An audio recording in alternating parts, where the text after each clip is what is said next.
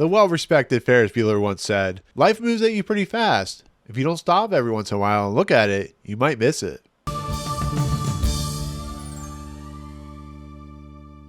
What's going on, everyone? Welcome to Movie Emporium's movie review of In Blink of an Eye, the newest film for director Andrew Stanton. So in this live-action tale that is directed by Pixar famed Andrew Stanton, this story, In the Blink of an Eye, basically tells the three individual stories that have connection, one in the past, one in the future, and one in the, of course, present. It tells the story of how we are connected, how the things we do affect the future, and how we are, as an individual, dealing with loss, dealing with love, dealing with, birth, dealing with, humanity. And it's a story about how it doesn't matter what era you live in, whether it be the past and the Neanderthal times to the current, which is the current living life that we live in, to the future where we're trying to find, humanity's next hope. And basically, like here, like Claude Atlas, it is telling those stories and trying to connect each other in a way that, is very much us as human beings. That's what In the Blink of an Eye is, in a simpler tale outside of the simple fact that it is three stories connecting with the idea of an acorn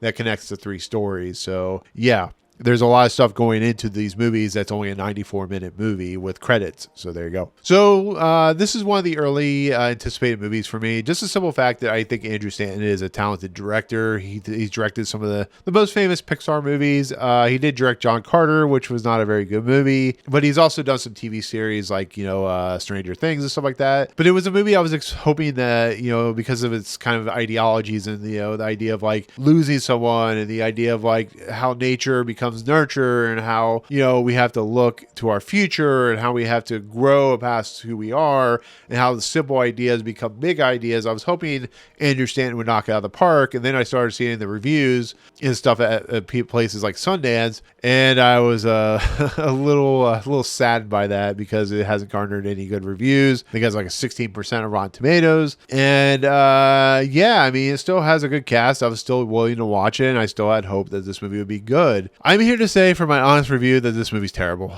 It is 1/3 of a good movie, 2/3 of a terrible idea. I think Andrew Stanton is very talented at telling very humanistic stories, telling stories that deal with nature, to deal with nurture. You look at WALL-E, you look at any of the Toy Story stuff that he's worked on, you look at, he's a very talented individual. I just don't think live action is his cup of tea or his foray. I think he tries to push the boundaries, but you could tell that this movie struggled to get off the ground, that this movie could have been longer. This movie could have been a TV series. It's very saccharine, especially in the present and the future. But I think the ideas are so short-shrifted and so small and so compacted in its only 94-minute runtime that it loses so much in the ideas that it's trying to present. The stuff with Rashida Jones and Daveed Diggs was takes care in the present is so over the top and silly, and it tries to add in a dying mother, and it tries to add in a family life that they end up creating, and like how this storyline affects the Kate McKinnon story, and it's so compacted,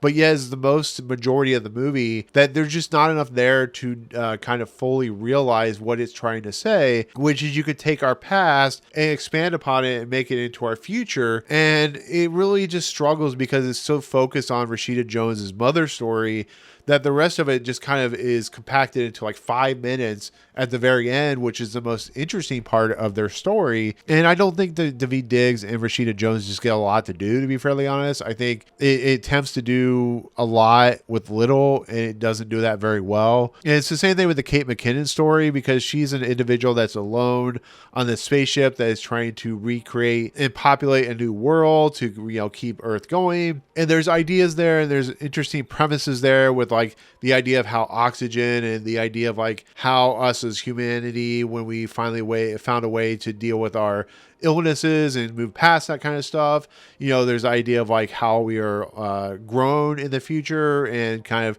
how they bring life into the future, and that is interesting stuff. But once again, it deals with like an AI that looks like an Alexa and it talks like an Alexa, and it deals with Kate McKinnon's character, and there's really nothing there.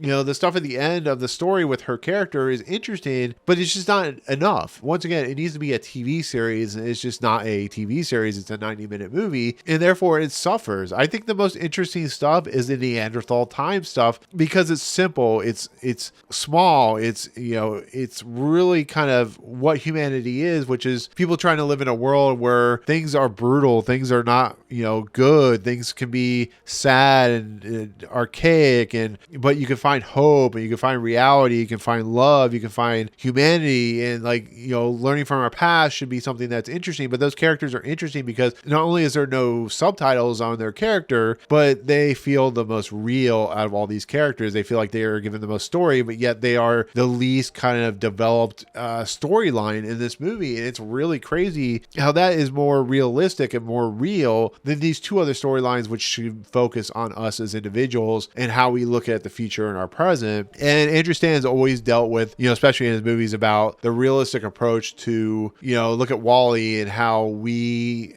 affect our past that affects our future and causes chaos, and how one individual can, like, expound upon that. And, you know, I hate to say it, but, you know, as many people who don't like Cloud Atlas, I think that really helps that movie, the fact that it's 3 hours long, but it helps because I think it's more focused. I think the characters get more stuff to do. I think it's more interesting. But what I think even fails with that movie, and it's the same thing with here, which deal with the same type of subject matters, having so many storylines and having so little time to deal with those storylines really affects how those storylines can work and how they can play out and how they can affect one another. And the problem here is because the movie's only 88 minutes and then it has the credits, it doesn't get enough time to expound upon any of that. And I just felt that this movie is such a letdown on it. You know, even Thomas Newman's score is so Thomas Newman that it feels so out of place with what the story's trying to do. But once again, when you go into Cloud Atlas and when you go into here, there's individual stories in those stories that are interesting, but sometimes they're more focused on individual stories that aren't interesting than the ones that should be the one most focused on. And that's what fails within the blink of an eye. And it's such a shame because there are so many good ideas being presented with what, you know, Andrew Stanton and Colby Day are trying to do, that it just doesn't work on any level. Even the visual effects are not really that great. You know, like I said, the Kate McKinnon stuff could be its own movie. The Rashida Jones and V. Diggs could be its own movie. The Neanderthal stuff could be its own movie. This could be 3 movies that could be like 90 minutes to 2 hours long on its own and be much more interesting. You could have a 3-part movie miniseries, I guess you could say, or you could do a season of television on this, and I think it would be much more interesting than what we got here. So the ideas are there. I think this idea and concept works better as a Pixar movie than it does as a live action movie. And I think that's why Andrew Stanton is much better at those types of movies. But I understand what he's trying to do. At least he's attempting to make an interesting idea when it comes to the story. But once again, the saccharine stuff is just too saccharine for my own taste. So it's overall a complete disappointment. One of the most disappointing movies I've seen this year. And it's a shame because it could be really well put together. So overall, that's my take on In the Blink of an Eye, which will be on Hulu and Disney Plus. So there you go. With that said, thank you so much for watching my review of In the Blink of an Eye. I do appreciate it. In the comments below, what did you think of this movie if you've seen it? Are you looking forward to this movie? What is your favorite movie that deals with the different timelines and different ideologies? Let me know in the comments below. But otherwise, if you like what you see on this channel, hit the subscribe button to join Movie Emporium. Hit that notification bell at top to find what's coming next. If you like this video, awesome. Hit that like button. And as always, we'll see you guys on the next video. Peace out, guys.